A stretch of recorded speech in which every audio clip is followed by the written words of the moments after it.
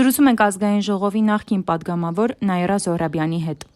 Այսօր էլ արդեն ԱԱԾ տնօրենը պաշտոնից ազատվեց, բնականաբար Փաշինյանի հրահանգով, ասում են, որ պատճառը հետևյալն է, որ չի ցանկացել այսպես շոու կազմակերպել Սամվել Կարապետյանի տան առաջ, կխնդրեմ ասեք, սա ինչի մասին է խոսում, իշխանությունները այսպես նոր թևեր են առել, թե սա հակառակի մասին է խոսում։ Տեսեք, ես նկատում եմ ինչ-որ սոցիալական հարթակում ԱԱԾ տնօրեն Արմեն Աբազյանի հերոսացում,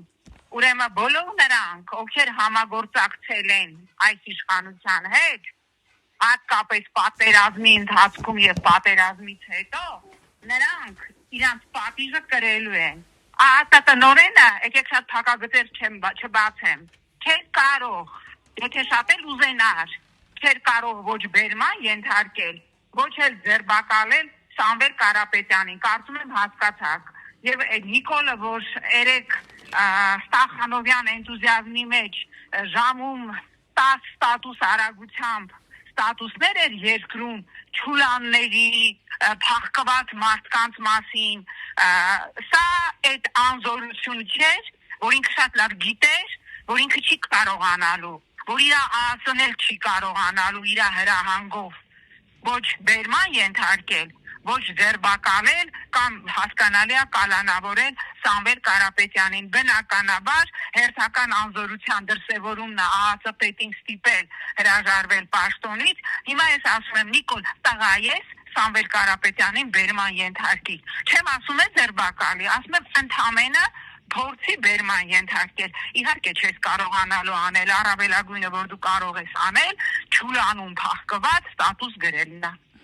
Վախենում է Տիկին Զոհրաբյան Նիկոլ Փաշինյանը բարերարներից, գործարարներից, ովքեր համբավ ունեն Հայաստանում։ Չէ, այստեղ վախի խնդիրը չի, ինքը չի կարող կալանավորել Սամվել Կարապետյանին, ինքը չի կարող անգամ բերման ենթարկել Սամվել Կարապետյանին։ Իսկ թե ինչի չի կարող, այդ բոլոր հարցերը սլաքները դեպի Ռուսաստան, չի կարող,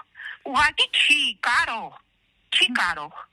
Տիկին Զոհրաբյան, եւս մեկ հարց, Իրանում դեռ պատերազմը շարունակվում է ու ոչ մի երաշխիք չկա, հա, որ այդ նույն պատերազմը չի տեղափոխվելու Հայաստանի սահմաններին։ Ինչ ենք անում մենք այս ֆոնին։ Պատերազմը արդեն ըստ էության տարածաշրջանը ներքաշված է պատերազմի մեջ, մենք տեսնում ենք արդեն հարյուրավոր փախստականներ մեղրու սահմանին, մենք Իրանում ունենք տասնյակ հազարավոր հայրենակիցներ, որոնք ֆորս մաժորի դեպքում գալու են Հայաստան եւ չկա բացարձակապես հայեցակարգ,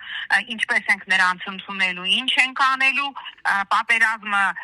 Իսրայելա-իրանական թևակողել է բավականաչափ վտանգավոր փուլ, հաշվի առնելով նաև Թրամփի հայտարարությունները, ու այս ֆոնին մենք տեսնում ենք, որ Հայաստանի դեֆակտո ղեկավարը զբաղված է Facebook-յան էջում չուլանների կամ դոմփելու մասին ստատուսներ գրելով։ Սա, գիտեք, կողքից կարող է, ասենք, ինչ-որ մի հատ չուկչայի համար, ով կողքից նստած հետևում է հայկական քաղաքական դաշտին լինի զվարճալի եւ անգամ ղժալու, բայց իրականում սա լրջագույն ողբերգություն է, լրջագույն։